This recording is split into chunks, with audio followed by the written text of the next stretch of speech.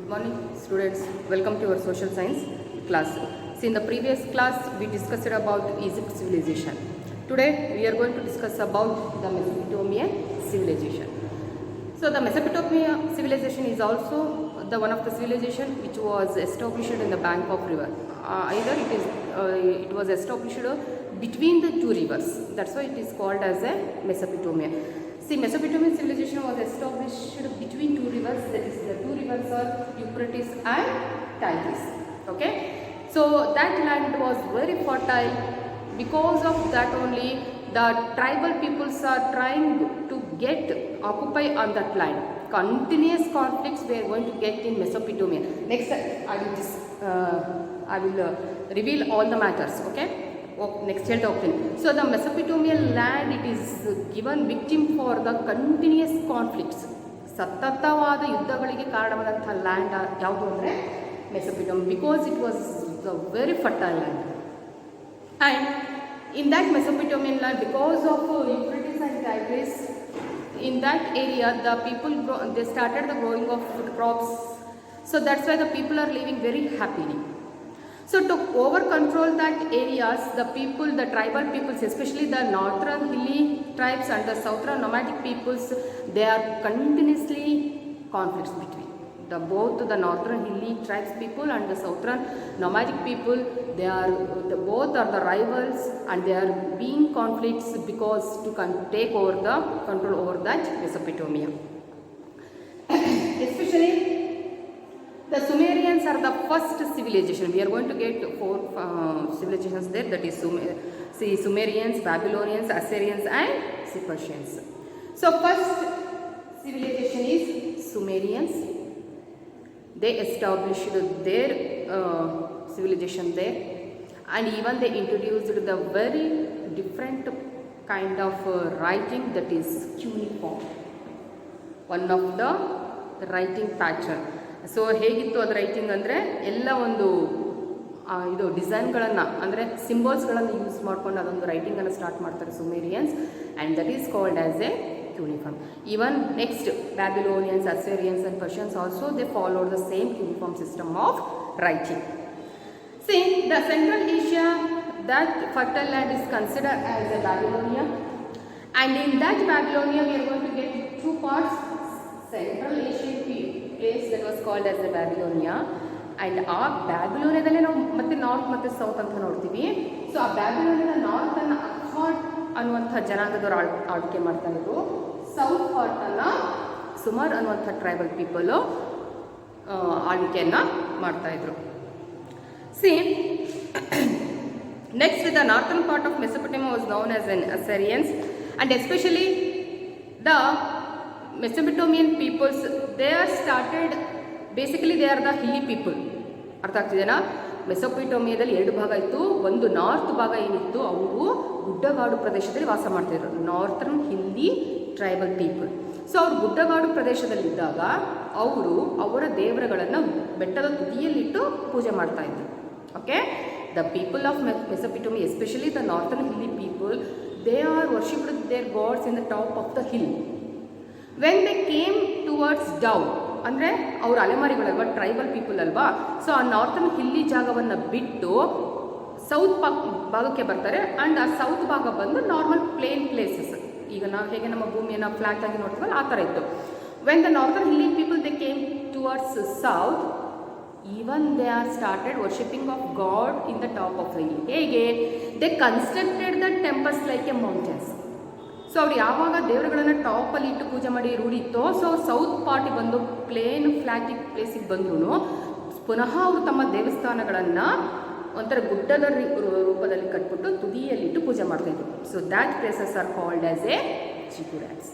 And they don't know how to build the stairs. ಅಂದರೆ ಈಗ ನಾವು ಮನೆಗಳನ್ನು ಕಟ್ಟಿದರೆ ಮೆಟ್ಲುಗಳನ್ನು ಮಾಡ್ತೀವಿ ಮೇಲೆ ಹೋಗೋದಕ್ಕೆ, but the people they don't know how to construct the stairs. So that's why they made the sloppy mountains. ಹೇಗೆ ಮಾಡ್ತಾ ಇದ್ರು ಅಂದರೆ ಈ ಥರ ಅವರು ಜಿಗುರಾಟ್ಸನ್ನು ಬಿಲ್ಟ್ ಮಾಡಿದರೆ, ಸೊ ಈ ಥರ ಅದಕ್ಕೆ ದಾರಿಯನ್ನು ಮಾಡ್ತಾಯಿದ್ರು. ಅಂದರೆ ನೀವು ಸಾಮಾನ್ಯ ಹಾಸ್ಪಿಟಲ್ಗಳಲ್ಲೆಲ್ಲ ನೋಡಿರ್ತೀರ, ಈ ಥರ ಸ್ಟ್ರೆಚರ್ಸಲ್ಲಿ ಇರೋರನ್ನ ಕರ್ಕೊಂಡು ಹೋಗಬೇಕು ಅಂತೇಳಿ ಈ ಥರ ಸ್ಲೋಪಾಗಿ ಮಾಡಿರ್ತಾರೆ. ಸೊ ಆ ಒಂದು ಟೆಕ್ನಾಲಜಿನ ಯೂಸ್ ಮಾಡಿಕೊಂಡು ಆ ಜಿಗುರಾಟ್ಸ್ ಟೆಂಪಲ್ಸ್ಗಳನ್ನು ಅವರು ಕಟ್ತಾಯಿದ್ರು. This is one of the kind of architecture they introduced at the time of Mesopotamian civilization. So next, the Sumerians had entered Mesopotamia at the time of 4000 BCE. The Sumerians were entered to Mesopotamian place at the time of 4000 BCE, and later they were overpowered by Akkadians. ನೋಡಿ, ಇಲ್ಲಿ continuous ನೆನ್ಪಿಟ್ಕೋಬೇಕು, ಒಬ್ಬರನ್ನ ಸೋಲಿಸಿ ಒಬ್ಬರನ್ನ ಸೋಲಿಸಿ. ಯಾಕಂದರೆ ಆ ಲ್ಯಾಂಡೇ ಹಾಗಿತ್ತು, attractive land. ಯಾಕಂದರೆ 2 ನದಿಗಳ ಮಧ್ಯೆ ಇತ್ತು, ಯೂಫ್ರಟಿಸ್ ಮತ್ತು ಟೈಗ್ರಿಸ್, ವೆರಿ ಫರ್ಟೈಲ್ ಲ್ಯಾಂಡ್. ಹಾಗಾಗಿ ಪ್ರತಿಯೊಬ್ಬರಿಗೂ ಆ ಭೂಮಿಯನ್ನು ವಶ ಮಾಡ್ಕೋಬೇಕು, ಆ ಫರ್ಟೈಲ್ ಲ್ಯಾಂಡಲ್ಲಿ ಬೆಳೆ ಬೆಳಿಬೇಕು, ಸಾಕಷ್ಟು ದವಸ ಧಾನ್ಯಗಳನ್ನು ಬೆಳಿಬೇಕು ಅನ್ನೋ ಒಂದು ಅಟ್ರಾಕ್ಷನ್ ಇತ್ತು. So Sumerians established their civilization there. So Akkadians overpowered, ಅವರನ್ನು ಸುಮೇರಿಯನ್ಸನ್ನು ಸೋಲಿಸ್ಬಿಟ್ಟು ಅಕ್ಕಾಡಿಯನ್ಸ್ ಅಲ್ಲಿ ಆಡಳಿತಕ್ಕೆ ಬರ್ತಾರೆ. ಸೊ ಅವರೊಂದು ವರ್ಷಗಳ ಕಾಲ ಆಡಳಿತವನ್ನು ಮಾಡ್ತಾರೆ. And especially they are the Arabian desert people and they are called as the Semites. After thousands of year, ಸುಮಾರು 1000 ವರ್ಷಗಳ ಕಾಲ ಅಕ್ಕಾಡಿಯನ್ಸ್ ಆಳ್ವಿಕೆಯನ್ನು ಮಾಡ್ತಾರೆ. ಸೊ ಆ ಅಕ್ಕಾಡಿಯನ್ಸನ್ನು ಸೋಲಿಸಿ ಅಮರೇಟ್ಸ್ ಅನ್ನುವಂಥ ಒಂದು ಟ್ರೈಬಲ್ ಪೀಪಲು ಆಡಳಿತಕ್ಕೆ ಬರುತ್ತೆ ಇಲ್ಲಿ ಮೆಸೊಪೊಟೇಮಿಯಾದಲ್ಲಿ. And especially in Amorites the very important king Hammurabi. ನಿಮ್ಮ ಹಿಸ್ಟ್ರಿನಲ್ಲಿ ಎಸ್ಪೆಷಲಿ ನಾವು ಮೆಸೊಪೊಟೇಮಿಯನ್ ಸಿವಿಲೈಸೇಷನ್ ನೋಡುವಾಗ ನಾವು ಹಮ್ಮುರಾಬಿ ಬಗ್ಗೆ ತುಂಬಾ ತಿಳ್ಕೊಬೇಕು. Because he was one of the most important king. He established code of civil and code of justice. ನ್ಯಾಯಕ್ಕೋಸ್ಕರನೇ ಅವನು ಕೆಲವೊಂದು ನೀತಿ ನಿಯಮಗಳನ್ನು ಜಾರಿಗೆ ತಂದಿದೆ. ಹಾಗಾಗಿ ಅವನ್ನ ಹಮ್ಮುರಾಬಿಯ ಕೆಲವೊಂದು ಕೋಡ್ಗಳನ್ನು ನಾವು ನೋಡಬಹುದು. And also he constructed very beautiful palaces and fort everything in the Mesopotamian land.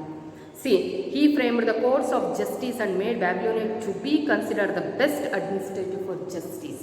Code of justice, ಅವನದೇ ಆದಂಥ ಕೆಲವೊಂದು ನ್ಯಾಯಗಳನ್ನು, ಪನಿಷ್ಮೆಂಟು, ಈ ಥರ ತಪ್ಪು ಮಾಡಿದರೆ ಹೀಗೆ ಪನಿಷ್ ಮಾಡಬೇಕು, ಈ ಥರ ಇದನ್ನು ಮಾಡಬೇಕು ಅಂಥೇಳಿ. So Hammurabi he is famous for justice, one of the most important king. It belongs to Amorites. And after that the Hittites came to power. ಯಾವಾಗ ಹಮ್ಮುರಾಬಿ ಸ್ವಲ್ಪ ವೀಕ್ ಆಗ್ತಾ ಹೋಗ್ತಾನೋ ಅವಾಗ ಹಿಟ್ಟೀಸ್ ಏನು ಮಾಡ್ತಾರೆ, ಆ ಒಂದು ಪ್ರದೇಶವನ್ನು ವಶ ಮಾಡಿಕೊಂಡು they started ruling and they destructed all everything which was constructed the time of Hammurabi. ಏನೆಲ್ಲ ಲೂಟಿ ಮಾಡಬೇಕು ಅದನ್ನು ಕ್ಯಾರಿ ಮಾಡಿದರು. ಏನು ಅಮಿರೇಟ್ಸ್ ಆದಮೇಲೆ ಹಿಟ್ಟೀಸ್ ಆಡಳಿತಕ್ಕೆ ಬರ್ತಾರೆ. ಸೊ ಅವ್ರು ಏನು ಮಾಡ್ತಾರೆ, ಹಮ್ಮುರಾಬಿ ಕಾಲದಲ್ಲಿ ಕನ್ಸ್ಟ್ರಕ್ಟ್ ಆಗಿರುವಂಥ ಬಿಲ್ಡಿಂಗ್ಗಳು, ಫೋರ್ಟ್ಗಳು, ಪ್ಯಾಲೇಸಸ್ಗಳು ಎಲ್ಲವನ್ನು ಧ್ವಂಸ ಮಾಡಿಬಿಡ್ತಾರೆ. ಸೊ ಏನೆಲ್ಲ ಲೂಟಿ ಮಾಡಬೇಕು, ದವಸ ಧಾನ್ಯಗಳು, ಏನು ಇತ್ತು ಬೆಲೆ ಬಾಳೆ ವಸ್ತುಗಳನ್ನೆಲ್ಲ ತೊಗೊಂಡೋಗ್ತಾರೆ. ಯಾವುದನ್ನು ಕ್ಯಾರಿ ಮಾಡೋಕ್ಕಾಗಲ್ವೋ ಅವನ್ನ ಸೇಡಿನಿಂದ ಡೆಮಾಲಿಷ್ ಮಾಡಿಬಿಡ್ತಾರೆ ಅಥವಾ ಡಿಸ್ಟ್ರಕ್ಟ್ ಮಾಡಿಬಿಡ್ತಾರೆ. So and next after the Hittites the Assyrians came to power.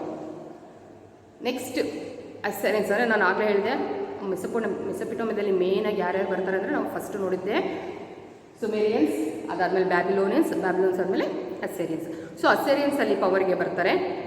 Especially the Assyrians occupied the whole of west places and Ashur as the desert god. ಅವರ ದೇವರ ಮನೆ ದೇವರ ಹೆಸರು ಹಸುರ ಅನ್ನುವಂಥ ಇದರಿಂದನೇ ಅವರಿಗೆ ಅಸ್ಸೀರಿಯನ್ಸ್ ಅಂತೇಳಿ ಬರುತ್ತೆ. ಅಂದರೆ they are started worshipping of ಅಸುರ, ದ ಡೆಸರ್ಟ್ ಗಾಡ್, ಮರುಭೂಮಿಯಲ್ಲಿ ಪೂಜೆ ಮಾಡುವಂತಹ ಒಂದು ದೇವರು. And at the time of 17th century and collected taxes from that area.